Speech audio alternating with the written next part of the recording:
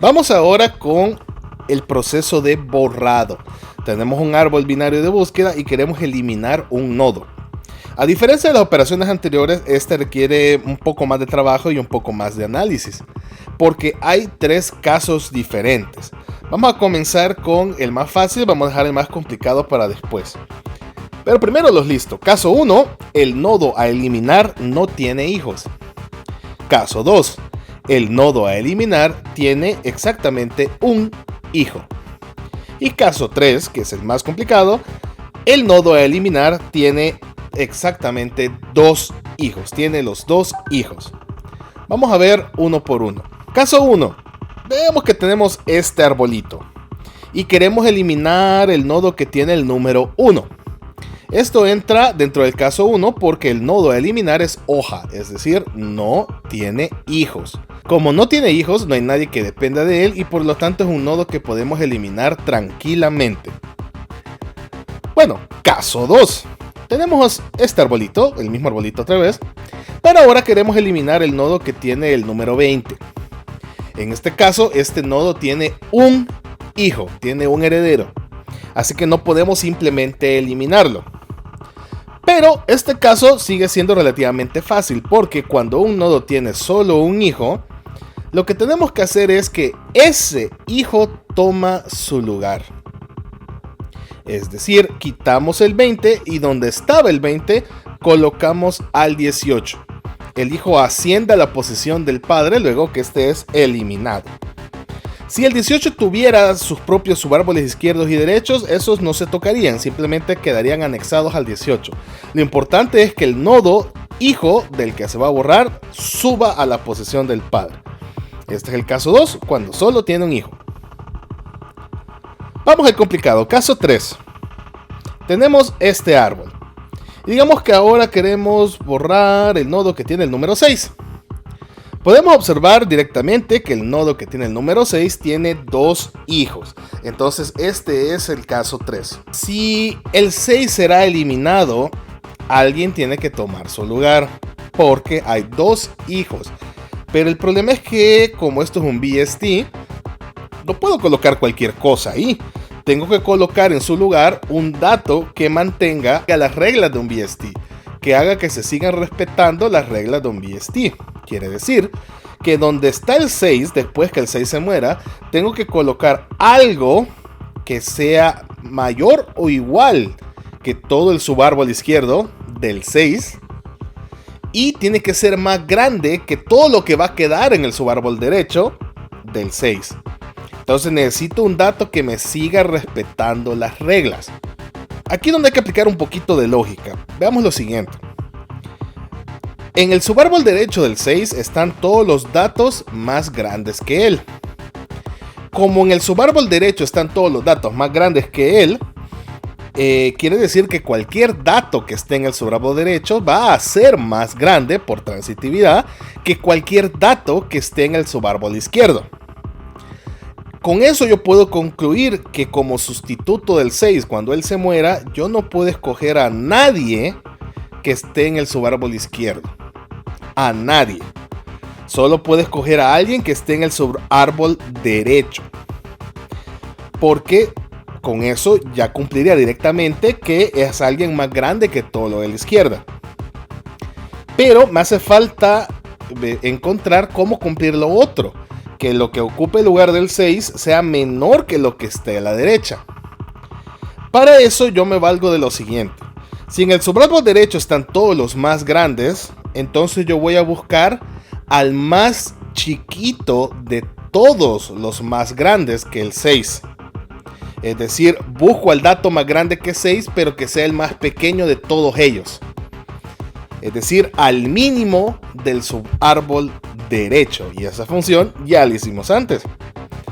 Entonces, si yo tomo al más pequeño de los más grandes y ese lo coloco en lugar del 6, ese dato, primero garantizado, va a ser más grande que cualquier cosa de la derecha. Y como era el pequeño de los más grandes, va a ser el más grande de lo que quede a la derecha. Entonces con eso yo ya puedo tener un procedimiento. Primero encuentro al más pequeño del subárbol derecho. Una vez lo identifico, ese dato lo coloco encima del dato a eliminar. Sobreescribo el dato a eliminar con el dato que encontré. Y luego el nodo donde encontré ese dato, ahora ese es el que tengo que eliminar porque ya definí como su nueva ubicación el dato actual. Veamos el ejemplificado. Entonces tenemos este árbol, queremos eliminar el 6. Como tiene 2 hijos, yo agarro el subárbol derecho y en el subárbol derecho encuentro al más pequeño. El más pequeño es la hoja de la más a la izquierda, que es el nodo del 7. Entonces ese 7 le cae encima al 6 y en ese nodo ya quedó un 7. Pero como el 7 se pasó para allá, el 7 original ahora es el que hay que eliminar. Tendré que reiniciar todo el proceso de borrado porque ahora el dato a borrar ha cambiado de objetivo. Ahora el que hay que borrar es el 7 y a este hay que revisarle su situación. Bueno, ya que sabemos cómo funciona, entonces vamos a escribirle su pseudocódigo. Tenemos la función delete. Esta recibe el árbol y recibe el dato cuyo nodo hay que eliminar en dicho árbol. Lo primero que hago es verificar si el dato que tengo ahorita en las manos es el dato a eliminar. Si lo es, entonces tengo que revisar cuál de los 3 casos es el que se está cumpliendo. El primero se ve fácilmente. Yo pregunto si el hijo izquierdo es nulo y si también el hijo derecho es nulo.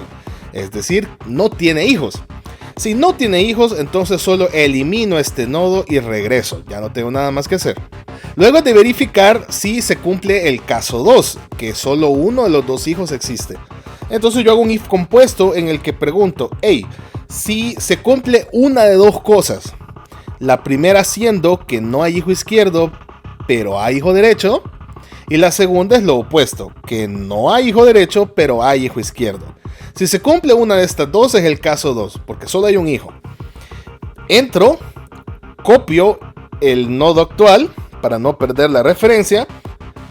Determino a través de un operador condicional cuál de los 2 hijos es el que está nulo, como para saber cuál de los 2 hijos es el que va a ascender a la posesión del padre. El hijo que sí existe sube a la posesión del padre. Ahora el padre está libre para ser eliminado y regreso. Si este if tampoco se cumplió, entonces definitivamente es el caso 3.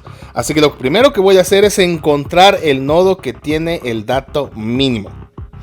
Una vez lo encuentro, ese dato lo copio en el nodo actual y mando recursión a delete enviándole el nodo donde encontré el dato mínimo, porque esa es ahora la raíz del árbol en el que hay que hacer un borrado, y le digo que el dato a eliminar es el dato que ese nodo tiene. Y delete se encargará de hacer lo que tenga que hacer.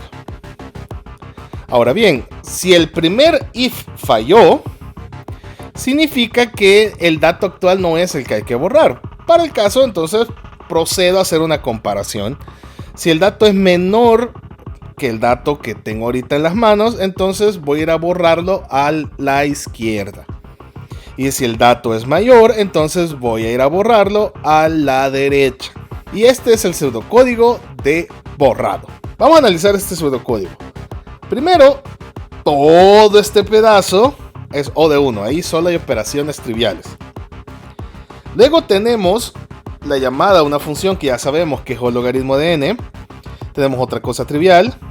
Y luego tenemos 3 llamadas recursivas.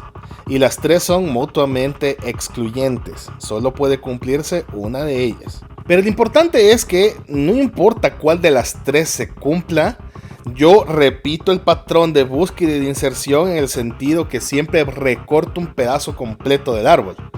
Vamos primero a las últimas, esas son las más claras. O me voy por el subárbol izquierdo, en cuyo caso todo lo de la derecha no lo vuelvo a ver.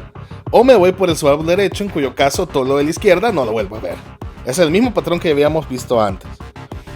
Y la primera llamada recursiva, la cual trabaja con el subárbol cuya raíz es el dato más pequeño a la hora de que se cumple el caso 3, es un poco más general porque ya no solo es que corté la izquierda y la derecha, es que corté todo lo que estaba antes de ese subárbol. O sea que recorto todavía más.